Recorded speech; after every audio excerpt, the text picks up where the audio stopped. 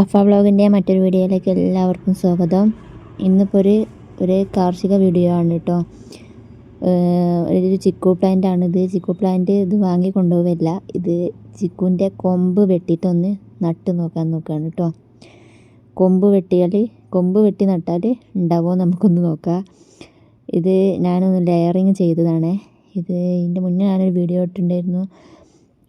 Layering ചെയ്യുന്നതും ചെയ്തിട്ട് ഒരു ചിക്കു പ്ലാന്റ് ഇതേപോലെ ഒരു ചിക്കു പ്ലാന്റ് നടുന്നതും ഒക്കെ ഇതും അന്ന് തന്നെ ലെയറിങ് ചെയ്തിട്ടുള്ളതാണ്. അന്ന് 2 കൊമ്പ് ചെയ്തിട്ടുണ്ടായിരുന്നു.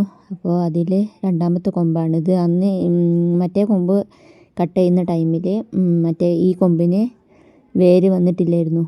അപ്പോൾ ഇപ്പോഴാണ് അതിന് വേര് വന്നത്. അപ്പോൾ സംഭവം ഇത് മഴക്കാലത്ത് ചെയ്യേണ്ട ഒരു സംഭവമാണ് കേട്ടോ. ഇതിപ്പോൾ ഞാൻ വേര് വരാൻ വൈകിയതുകൊണ്ട് ഇപ്പോൾ ചെയ്യുന്നതേ ഉള്ളൂ. മഴക്കാലത്താണ് ലെയറിങ് നമ്മൾ ചെയ്യേണ്ടത്.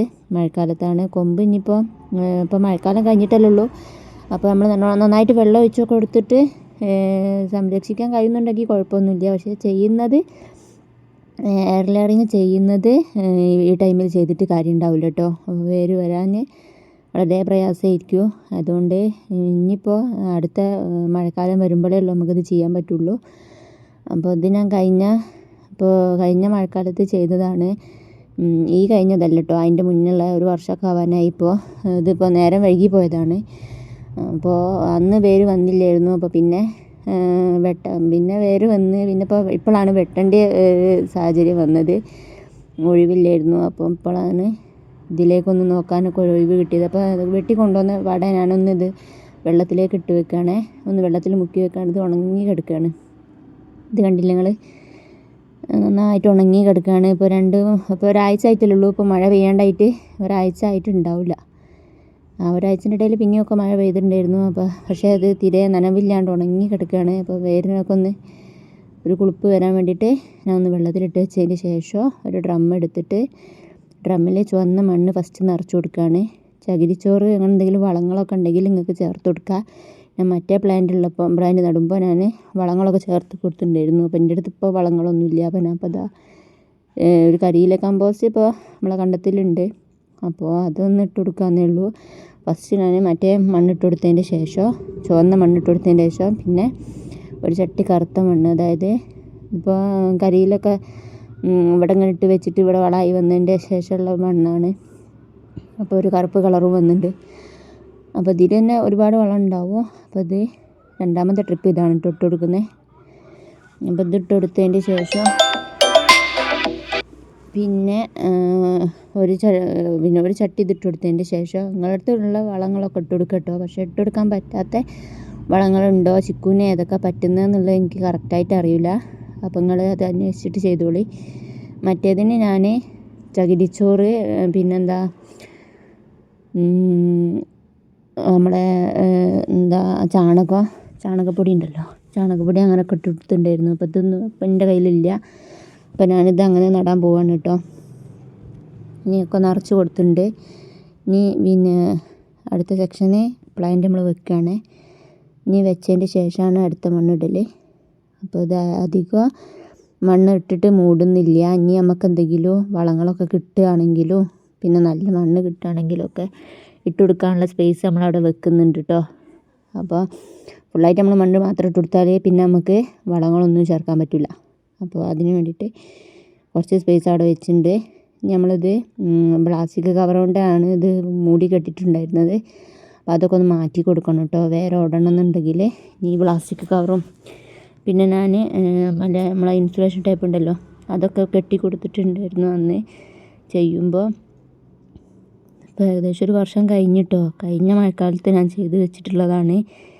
അപ്പോൾ ചെയ്യുന്ന വീഡിയോ ഒക്കെ ഞാൻ അന്ന് ഇട്ടിട്ടുണ്ടായിരുന്നു. പിന്നെ നിങ്ങൾക്ക് ആവശ്യം ഉണ്ടെന്നുണ്ടെങ്കിൽ ഞാൻ വേറൊരു കൊമ്പുമേൽ ചെയ്യുന്നതായിട്ട് നിങ്ങൾക്ക് കാണിച്ചിട്ട് വീഡിയോ ചെയ്യുന്നുണ്ട്. അപ്പോൾ ഇനിയിപ്പം ചെയ്തിട്ട് നമ്മൾ കാര്യമില്ല. അപ്പോൾ നമ്മൾ ചെയ്തിട്ട് കാര്യമില്ല. എന്താ വെച്ചാൽ മഴക്കാലത്താണ് ഇത് വേരോട്ടുണ്ടാവുക. അന്ന് കറ്റാർവാഴൻ്റെ ഇതൊക്കെ ഞാൻ ഇട്ട് കൊടുത്തിട്ടുണ്ടായിരുന്നു. ഇത് നമ്മൾ ചെയ്ത ടൈമിൽ, കട്ട് ചെയ്യുന്ന ആ ടൈമിൽ കൊമ്പിൻ്റെ മുകളിൽ കറ്റാർ വാഴ തേച്ച് കൊടുത്തിട്ടുണ്ട്. പിന്നെ റൂട്ടക്സ് പൗഡർ എന്നൊക്കെ പറഞ്ഞ പൗഡറൊക്കെ ഉണ്ട്. അതൊക്കെ വാങ്ങിയിട്ട് തേച്ച് കൊടുത്തിട്ട് വേര് പെട്ടെന്ന് പിടിക്കാൻ വേണ്ടിയിട്ട് അങ്ങനെയൊക്കെ ചെയ്യുന്നവരുണ്ട്. പക്ഷെ ഞാനതൊന്നും വാങ്ങിച്ചിട്ടില്ല. അപ്പോൾ ചിക്കു പ്ലാന്റിൽ വേര് വരില്ല എന്നാണ് ഞാൻ യൂട്യൂബിൽ കണ്ടത്. പക്ഷെ വെറുതെ ഒന്ന് പരീക്ഷിച്ച് നോക്കിയതാണ് കേട്ടോ. മാംഗോ ട്രീയിലാണ് പെട്ടെന്ന് വേര് വരിക, ചിക്കൂല് വരില്ല എന്ന് ഒരന്ന് പറഞ്ഞിട്ടുണ്ടായിരുന്നു. പക്ഷേ ഞാൻ ചിക്കൂലും ചെയ്ത് മാംഗോയിലും ചെയ്ത്, പക്ഷേ മാംഗോയിലിൻ്റെത് ഫലിച്ചിട്ടില്ല കേട്ടോ. മാംഗോ ട്രീ ചെയ്തത് ഒറ്റ വേരും വന്നില്ല. അതൊക്കെ കാക്ക കൊത്തിപ്പറിച്ച് അതൊക്കെ ഒരു പരുവത്തിലായി. അത് വേരും വന്നിട്ടില്ല കേട്ടോ. 2 കൊമ്പ് മാംഗോയും ചെയ്തിട്ടുണ്ടായിരുന്നു, പിന്നെ 2 കൊമ്പ് ചിക്കു. പക്ഷെ എനിക്ക് ഫലിച്ചത് ചിക്കുവാണ് കേട്ടോ. അപ്പോൾ എന്തുകൊണ്ടാണെന്നുള്ളത് എനിക്കറിയില്ല. ഒരന്ന് പറഞ്ഞിട്ടുണ്ടായിരുന്നു ചിക്കു ഫലിക്കാൻ വളരെ പ്രയാസമാണ്, പക്ഷേ മാംഗോ പെട്ടെന്ന് വേര് വരും എന്നൊക്കെ അവർ പറഞ്ഞിട്ടുണ്ടായിരുന്നത്. ഇനിയിപ്പോൾ നന്നായിട്ട് വേര് വന്നിട്ടുണ്ട്. താഴ്വേരായിട്ട് വരില്ല, നമ്മളിങ്ങനെ ചെയ്യുന്നതല്ലേ. അപ്പം നമ്മളിത് നട്ടിട്ട് കുറച്ച് കഴിഞ്ഞിട്ട് വേര് വന്ന് പിടിച്ചതിൻ്റെ ശേഷം നമുക്കിത് മണ്ണിലേക്ക് നട്ടു കൊടുക്കാൻ പറ്റുള്ളൂ കേട്ടോ.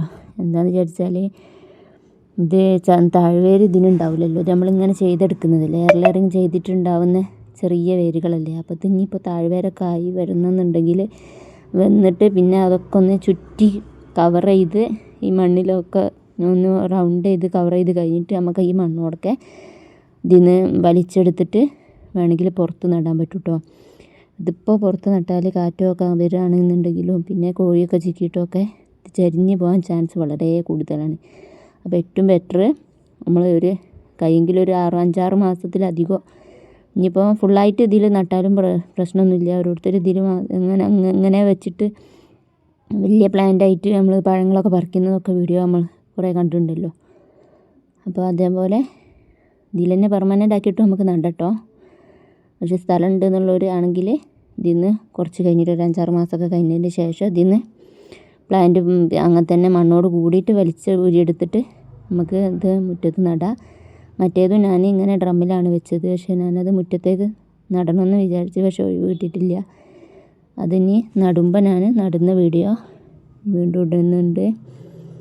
ഇനിയിപ്പോൾ നമ്മൾ നന്നായിട്ട് മണ്ണൊക്കെ ഇട്ടുകൊടുത്ത് ഇനി വെള്ളമൊക്കെ ഒഴിച്ച് സെറ്റായിട്ട് ഞാൻ ഇത് മറ്റേ പ്ലാന്റിന് പലവരും കമൻറ്റ് ചോദിച്ചിട്ടുണ്ടായിരുന്നു, അത് എന്തായി, അത് പിടിച്ചോ, അതിൽ പിന്നെ ഫ്രൂട്ട് ഉണ്ടായോ എന്നൊക്കെ. അതിൽ നന്നായിട്ട് പിടിച്ചിട്ടുണ്ട് കേട്ടോ. പിടിച്ചും ചെയ്ത് പിന്നെ ഫ്രൂട്ട് ഉണ്ടാവുകയും ചെയ്തിട്ടുണ്ട്. പിന്നെ അധികം ഫ്രൂട്ട് ഉണ്ടാവാൻ പിന്നെയുള്ള കൊമ്പുകളില്ലല്ലോ.